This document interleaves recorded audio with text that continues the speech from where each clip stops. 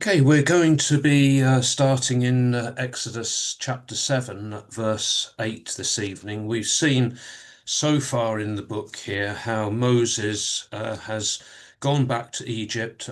God has instructed him to go to Pharaoh and to request that the people should be set free, that they should be allowed to leave the land.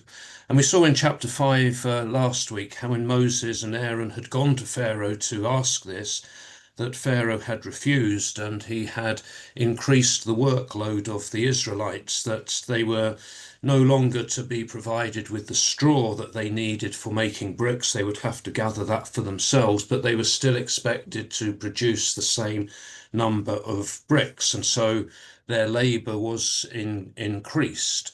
The foremen of the Israelites went into Pharaoh to complain about this and to say that they were being given an impossible task, that they were being expected to make the same number of bricks without being given the materials to do so. Pharaoh's accusation against them was that they were just being lazy. So the foreman had gone back out to Moses and Aaron and really had complained to them that because of Moses and Aaron coming and making this request of Pharaoh, that this had been the result, that rather than set them free, their workload had been increased.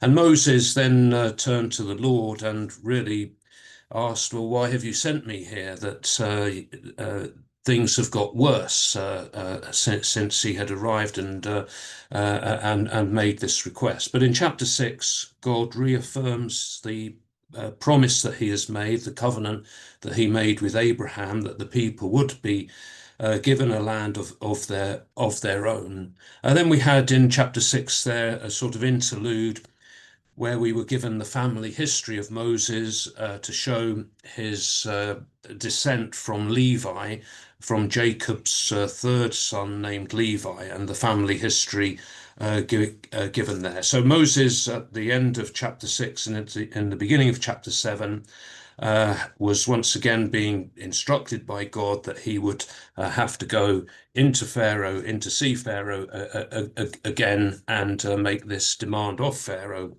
that the people should be set free. And chapter 7 and verse 7 informed us there that Moses was 80 years old and Aaron was 83 years old when they went in to speak to Pharaoh.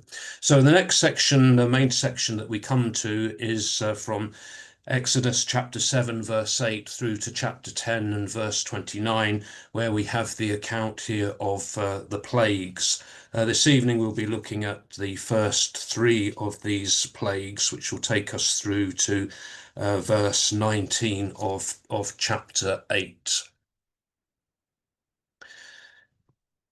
So we'll begin here reading from chapter 7, verse 8 to verse 13, which says, "And the Lord said to Moses and Aaron, when Pharaoh says to you, 'Prove yourselves by working a miracle,' then you shall say to Aaron, 'Take your rod and cast it down before Pharaoh, that it may become a serpent.' So Moses and Aaron went to Pharaoh and did as the Lord commanded. Aaron cast down his rod before Pharaoh and his servants, and it became a serpent. Then Pharaoh summoned the wise men and the sorcerers, and they also, the magicians of Egypt, did the same by their secret arts. For every man cast down his rod, and they became serpents. But Aaron's rod swallowed up their rods. Still Pharaoh's heart was hardened, and he would not listen to them, as the Lord had said." At the burning bush, God had given Moses the power to perform three signs. The first was his rod becoming a serpent. The second was Moses' hand becoming leprous when he put it inside his cloak and healing again when he repeated that. And the third sign was water turning to blood. So when Moses and Aaron go before Pharaoh for this second time now, they perform the first of these signs, the rod becoming a serpent. God anticipates, or God knows, that Pharaoh is going to ask Moses to prove himself by working a miracle. And Moses is to tell Aaron, his brother, to cast down his rod so that it may become a serpent. The word for serpent that's used here is a general term which covers not just snakes or serpents, but would also cover crocodiles and lizards as well. So the sign is performed before Pharaoh when Moses and Aaron go there, but Pharaoh was not convinced that this sign proved anything, and he summoned his own wise men and sorcerers, who are collectively called the magicians of Egypt. Uh, Two of them are named for us by the Apostle Paul in 2 Timothy chapter 3 and verse 8.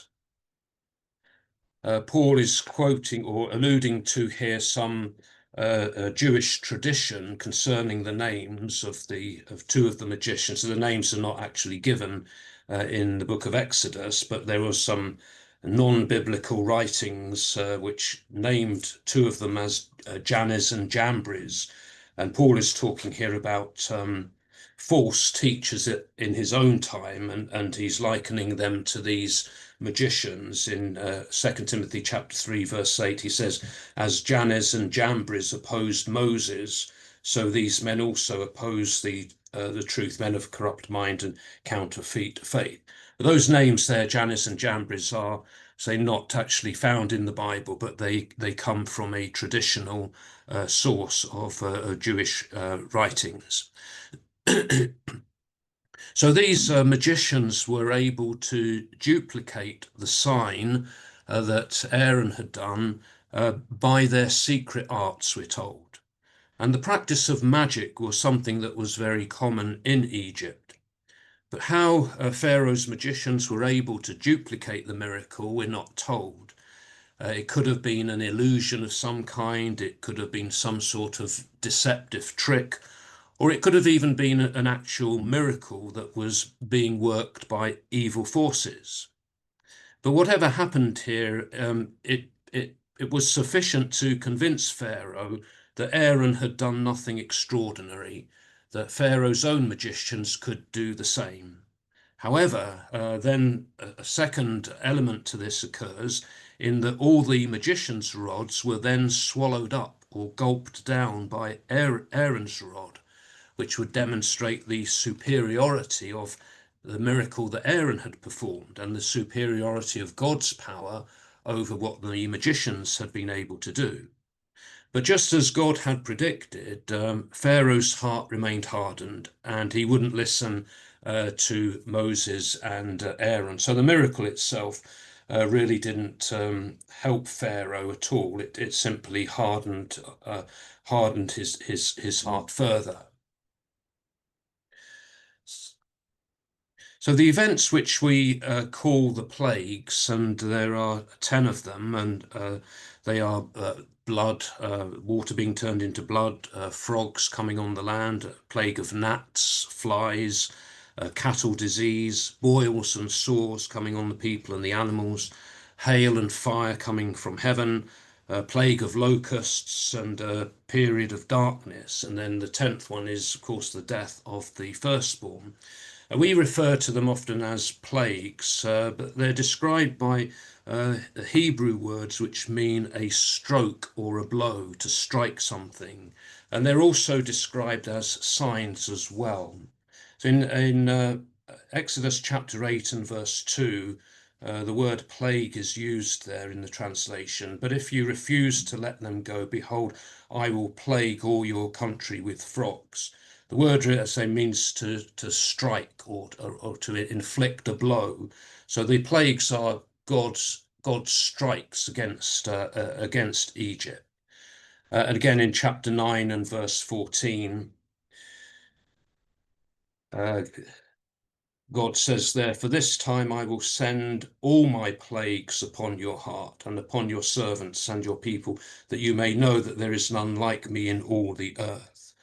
So again, those strikes against Egypt. And then in chapter 3, back in chapter 3, verses 19 and 20, when God was speaking to Moses at the burning bush there, God had said, I know that the king of Egypt will not let you go unless compelled by a mighty hand. So I will stretch out my hand and smite Egypt.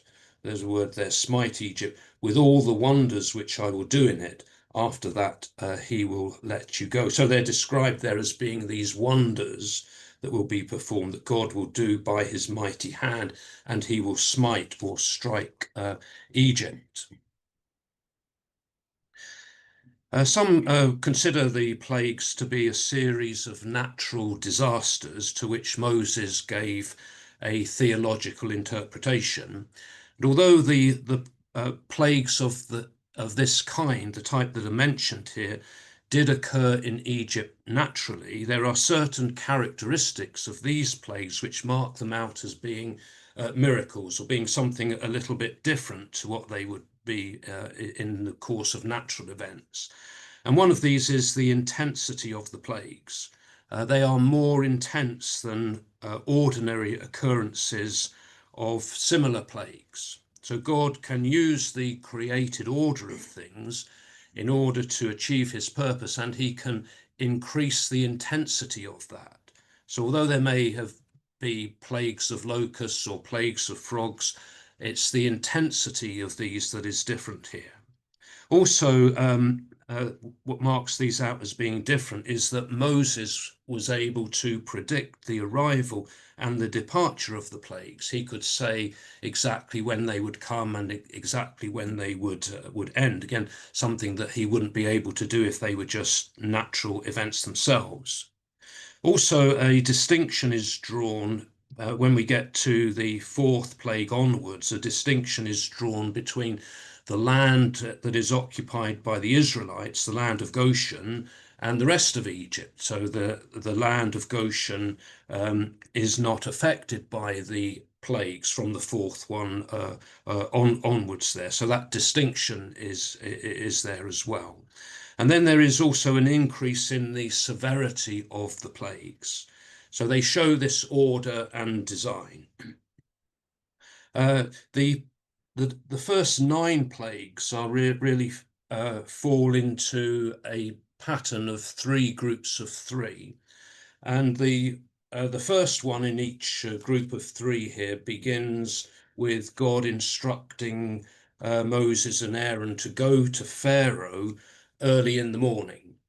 So that's we'll see that with in a moment, with the water being turned into blood, and then the first plague in each group of 3. That's how it is announced. Moses and Aaron go to Pharaoh early in the morning. The second plague in the group is Moses and Aaron, we're told, simply go to Pharaoh, but we're not told at what time of day. And then the third one, no warning is given to Pharaoh. It simply happens. So that's the order of the 9 plagues there in those 3 groups of 3. So there seems to be a sort of structure or pattern in the way that they occurred there. Also, we should mention the purpose of the plagues. The plagues were directed against the gods of Egypt, and the Egyptians worshipped many gods. Almost all living creatures, and some inanimate objects as well, were regarded as the embodiment of some god of some kind or other. So in Exodus chapter 12 and verse 12, with the final plague, we're told that it was a judgment on all the gods of Egypt. So Exodus chapter 12, verse 12, and talking about the death of the firstborn. God says here, for I will pass through the land of Egypt that night, and I will smite all the firstborn in the land of Egypt, both man and beast, and on all the gods of Egypt I will execute judgments. So it will be God's judgment upon the gods of Egypt. Also in Numbers, the book of Numbers, chapter 33 and verse 4, the same point is made there as well. These being judgments on the gods of Egypt. Numbers chapter 33, verse 4, which is recalling these events from that time, that the journey of the Israelites after they came out of Egypt. While the Egyptians were burying all their firstborn, whom the Lord had struck down among them, upon their gods also the Lord executed judgments.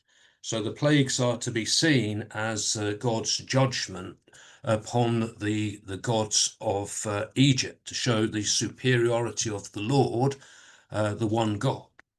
And then the plagues also show the ineffectiveness, the powerlessness of the religious leaders in Egypt, the wise men, the magicians, and the priests. They can't do anything about these things. The plagues also showed the powerlessness of Pharaoh. Pharaoh was himself regarded as a god, and so they show that he can't do anything about these either. For the people of Israel, the plagues showed the worthlessness of a system of idolatry. That the plagues demonstrated the power of God to deliver his people and to provide for their well-being. In Exodus chapter 18 and verse 11, we have mention here of Moses' father-in-law Jethro and his interpretation of the plagues. We're told here, Jethro rejoiced for all the good which the Lord had done to Israel, in that he had delivered them out of the hand of the Egyptians. And verse 10, he says, "Blessed be the Lord who has delivered you out of the hand of the Egyptians and out of the hand of Pharaoh. Now I know that the Lord is greater than all gods, because he delivered the people from under the hand of the Egyptians when they dealt arrogantly with them." So Jethro had come to understand that the Lord, Yahweh, is greater than all other gods because of those events that had happened there. So the plagues were a demonstration of God's wrath upon Egypt, but also a demonstration of his mercy and his grace upon Israel. They show him to be the Lord, the one true God who exists.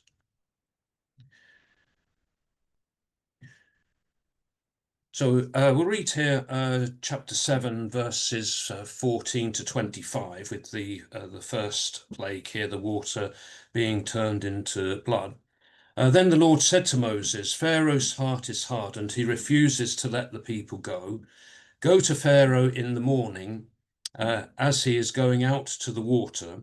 Wait for him by the river's brink, and take in your hand the rod which was turned into a serpent. And you shall say to him, 'The Lord, the God of the Hebrews, sent me to you, saying, Let my people go, that they may serve me in the wilderness. And behold, you have not yet obeyed. Thus says the Lord, by this you shall know that I am the Lord. Behold, I will strike the water that is in the Nile with the rod that is in my hand, and it shall be turned to blood. And the fish in the Nile shall die, and the Nile shall become foul, and the Egyptians will loathe to drink water from the Nile.' And the Lord said to Moses, Say to Aaron, Take your rod and stretch out your hand over the waters of Egypt, over their rivers, their canals, and their ponds, and all their pools of water, that they may become blood. And there shall be blood throughout all the land of Egypt, both in vessels of wood and in vessels of stone." Moses and Aaron did as the Lord commanded. In the sight of Pharaoh and in the sight of his servants, he lifted up the rod and struck the water that was in the Nile, and all the water that was in the Nile turned to blood. And the fish in the Nile died, and the Nile became foul, so that the Egyptians could not drink water from the Nile. And there was blood throughout all the land of Egypt. But the magicians of Egypt did the same by their secret arts. So Pharaoh's heart remained hardened, and he would not listen to them, as the Lord had said. Pharaoh turned and went into his house, and he did not lay even this to heart. And all the Egyptians dug round about the Nile for water to drink, for they could not drink the water of the Nile. 7 days passed after the Lord had struck the Nile. So with Pharaoh still refusing to let the people go, God instructs Moses to go out in the morning and to meet Pharaoh as he's going to the water. That's the Nile. It seems to have been Pharaoh's habit to do this in the morning. We see he does it again in chapter 8, verse 20. Moses is told there, rise up early in the morning and wait for Pharaoh as he goes out to the water. That's for the plague there. So this was his regular habit, was to go to the water early in the morning, whether that was to to go to the river to wash or to perform some sort of sacred rite or some act of worship. There were many temples located along the Nile, so it could have been something like that. And Moses is to go and he is to repeat the demand from God that the people should be allowed to leave. Pharaoh has not obeyed up to this point, and his disobedience will result, if he continues to disobey, this will result in the pollution of the Nile. God will strike the Nile, it will turn to blood, the fish will die, it will become foul, and the Egyptians will be unable to drink its water. And again, God says that it is by this you shall know that I am the Lord. And the plague is extended to all other sources and supplies of water as well, not just the Nile, the rivers, the canals, ponds, pools, and even in the wood and stone vessels or containers. The water which being held in those containers would be affected as well. So Moses and Aaron then go and they do as God has instructed them, and with the result, we're told, verse 20, that there was blood throughout all the land of Egypt. It is perhaps significant that the first plague affects the Nile because the Nile was the lifeline of Egypt and it was the center of Egypt's religious ideas. It was regarded as being a sacred river. And Egypt was dependent upon the Nile, dependent for transportation, for commerce, and for agricultural prosperity. If the annual flooding of the Nile failed, then that would lead to poverty and calamity. Isaiah in Isaiah chapter 19, verses 5 to 10, which is a message of judgment upon Egypt here, speaks of what the effect would be if the Nile were to fail. Isaiah 19 verse 5 says, "And the waters of the Nile will be dried up, and the river will be parched and dry, and its canals will become foul, and the branches of Egypt's Nile will diminish and dry up, reeds and rushes will rot away. There will be bare places by the Nile, on the brink of the Nile, and all that is sown by the Nile will dry up, be driven away, and be no more. The fishermen will mourn and lament, and all who cast hook in the Nile, and they will languish who spread nets upon the water. The workers in combed flax will be in despair, and the weavers of white cotton. Those who are the pillars of the land will be crushed, and all who work for hire will be grieved." So it would be an economic disaster for Egypt if the Nile was affected, if it failed in some way. Also, from the religious point of view, the Nile was associated with fertility and blessing, and many of the Egyptian gods were represented in the forms of animals that were found in the Nile, such as the crocodile and the fish and the frog. So the pollution of the Nile then would have profound effects upon Egypt, both economically but also religiously as well. Reference to this event is made in two of the Psalms, Psalm 78 and verse 44, where the psalmist is recalling the history of Israel, really, and the events from this period of Israel's history, and speaking of what God has done for them. In Psalm 78, verse 44, he turned their rivers to blood so that they could not drink of their streams, speaking of what God had done there to the Egyptians. And then in Psalm 105 and verse 29,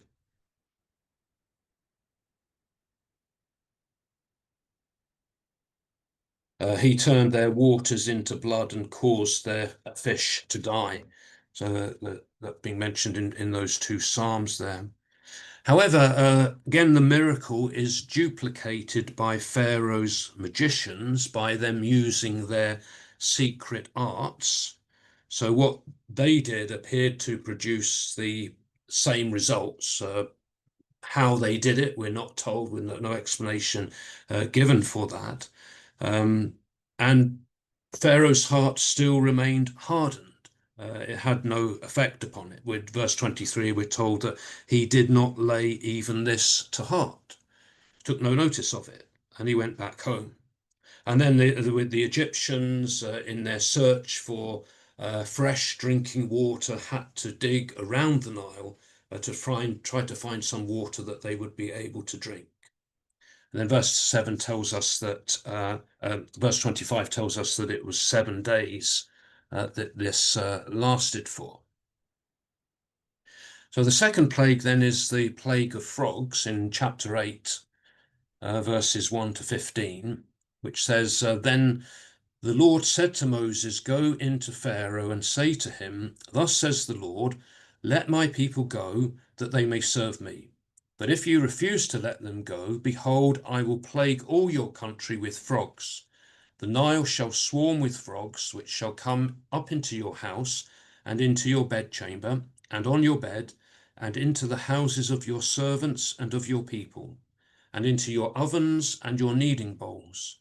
The frogs shall come up on you and on your people and on all your servants. And the Lord said to Moses, Say to Aaron, Stretch out your hand with your rod over the rivers, over the canals, and over the pools, and cause frogs to come upon the land of Egypt. So Aaron stretched out his hand over the waters of Egypt, and the frogs came up and covered the land of Egypt. But the magicians did the same by their secret arts, and brought frogs upon the land of Egypt. Then Pharaoh called Moses and Aaron and said, Entreat the Lord to take away the frogs from me and from my people, and I will let the people go to sacrifice to the Lord. Moses said to Pharaoh, Be pleased to command me when I am to entreat, for you and for your servants and for your people, that the frogs be destroyed from you and your houses, and be left only in the Nile. And he said, Tomorrow. Moses said, Be it as you say, that you may know that there is no one like the Lord our God. The frogs shall depart from you and your houses and your servants and your people. They shall be left only in the Nile. So Moses and Aaron went out from Pharaoh, and Moses cried to the Lord concerning the frogs, as he had agreed with Pharaoh. And the Lord did according to the word of Moses. The frogs died out of the houses and courtyards and out of the fields, and they gathered them together in heaps, and the land stank. But when Pharaoh saw that there was a respite, he hardened his heart, and would not listen to them, as the Lord had said. So 7 days after the water had been turned into blood, Moses is again commanded by God to go to Pharaoh and to demand the release of the people. This time, if Pharaoh refuses to let the people go, Moses is to tell him that God will plague all your country with frogs. The presence of frogs in Egypt was nothing unusual. They could be found in the marshes along the rivers by the River Nile. What is different here will be the intensity of this, the amount, the number of frogs that would come upon the land. This would be the unusual aspect to this. And the extent of the plague is indicated that the Nile will swarm with frogs. The frogs will go into people's houses, into their bedrooms and their beds, into their ovens and their kneading bowls, and onto the people themselves. The frog was of religious significance for the Egyptians, just as the Nile was. The frog represented fruitfulness, a blessing, and the assurance of harvest. When the flood waters of the Nile receded, as it flooded each year, frogs would inhabit the pools that would be left, and the sound of the frogs, the frog chorus, was a sign to the farmers that the gods had done their job and the land was fertile and ready for the next planting. The goddess Heket, who is a goddess of resurrection and fertility, and who was said to assist in childbirth, was represented in the form of a frog, Also, the god Happy, who has controlled the flood waters that brought the fertility to the land, he also was represented as a frog. So the frog was a sacred animal and could not be intentionally killed or destroyed. So normally the appearance of frogs was something that was good, a desirable thing. But on the occasion of the second plague, the opposite is true, that there are now so many of these frogs, they're everywhere, that normal life is being disrupted by them. So the frogs came upon the land after Aaron had stretched out his hand over the waters of Egypt, the rivers, the canals, and the pools, we're told. And again, from those two Psalms that we mentioned earlier, Psalm 78 and Psalm 105, the psalmist makes reference to this as well. So Psalm 78, verse 45, he sent among them swarms of flies which devoured them, and frogs which destroyed them. And Psalm 105, verse 30, their land swarmed with frogs, even in the chambers of their kings. These frogs were everywhere, disrupting daily life for the people. But again, the magicians were able to duplicate this. Again, by their secret arts, they brought even more frogs upon the land, as if there weren't enough frogs already. It would have been more useful if they had been able to get rid of them, but they just brought more. Again, we're not told how they were able to do that. And we're not told here how long this plague lasted either, but eventually Pharaoh summons Moses and Aaron, and he asks that they entreat the Lord to take away the frogs.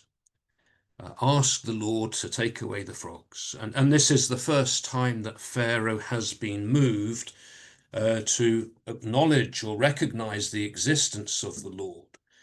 Back in chapter 5 and verse 2, when Moses and Aaron had first gone to him and said, "Thus says the Lord, the God of Israel, let my people go," Pharaoh's reaction was, "Well, who is the Lord that I should heed his voice and let Israel go? I don't know the Lord. Moreover, I will not let Israel go." But now he's at least acknowledges the existence of the Lord and realizes that he will need the intercession of Moses and Aaron if he is to have some relief from the frogs. And his request is even accompanied now by a promise to let the people go. He promises to let them go and sacrifice to the Lord.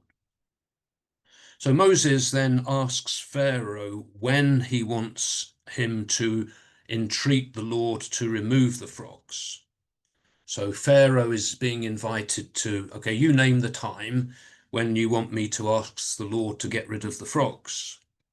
The frogs are under God's control, and God will remove them when Moses asks. And Pharaoh asks that they should be removed tomorrow. And we may wonder why Pharaoh did not ask for them to be removed immediately. If it's such a big problem, you'd think, well, he'd want to get rid of them as soon as possible. Why wait until tomorrow? And Moses says that through this, Pharaoh will know that there is no one like the Lord our God. So again, this will be a teaching point for Pharaoh, that he will come to know that there is no one like the Lord our God. So the frogs will be removed and they will be confined to the Nile. So after the meeting with Pharaoh, then Moses and Aaron, they did as they had agreed with Pharaoh, and they asked the Lord to remove the frogs. And again, that happens. God does that, and the frogs die out. And so the dead frogs, what are you going to do with a load of dead frogs? Well, the people gathered them into heaps, and we're told then that the land stank. You can only imagine what that must have been like. And that little comment there that the land stank is really perhaps an indication of an eyewitness, that this is written by someone who had been there, someone who had actually smelt that awful smell, what that must have been like. However, now that he's been relieved of the problem of the frogs, Pharaoh goes back on his word, and now he would not allow the people to leave. We're told in verse 15, he hardened his heart and would not listen to them. So Pharaoh once again refused to acknowledge that the power of the Lord has surpassed the power of the Egyptian gods, and even his own power as well. Again, it's as the Lord had said. The Lord had said that this would be his reaction. This would be the case. And then the third plague we have in chapter 8, verses 16 to 19, the gnats. Then the Lord said to Moses, say to Aaron, stretch out your rod and strike the dust of the earth, that it may become gnats throughout all the land of Egypt. And they did so. Aaron stretched out his hand with his rod and struck the dust of the earth, and there came gnats on man and beast. All the dust of the earth became gnats throughout all the land of Egypt. The magicians tried by their secret arts to bring forth gnats, but they could not. So there were gnats on man and beast. And the magician said to Pharaoh, this is the finger of God. But Pharaoh's heart was hardened, and he would not listen to them, as the Lord had said. Pharaoh's given no warning of the third plague. The first plague, Moses and Aaron had gone to him early in the morning and told him and warned him what would happen if he didn't let the people go. Second plague, they'd gone to him again at some point in the day and given him a similar warning, but now there's no warning. And the Lord tells Moses to instruct Aaron to strike the dust with his rod, that it may become gnats throughout the land of Egypt. The word translated as gnats here is not a very specific word, and it could mean mosquitoes. Mosquitoes can become so numerous that they appear to be like a cloud of dust. So Aaron does this, and once again the land is covered with these gnats, or mosquitoes, or whatever they were, which come upon the people and the animals as well. And it must have been an extremely uncomfortable and unpleasant experience for them to suffer this irritation of these insects upon them. But this time, Pharaoh's magicians were unable to duplicate this plague. Why they couldn't do this, we're not told. Was it God's direct intervention in order to prevent them doing this, or what? We don't know. And the magicians tell Pharaoh that this is the finger of God. This is really an admission of their own failure, that they acknowledge now that these things are happening by some greater power, by the power and the activity of God. Jesus spoke of the finger of God in Luke chapter 11 and verse 20.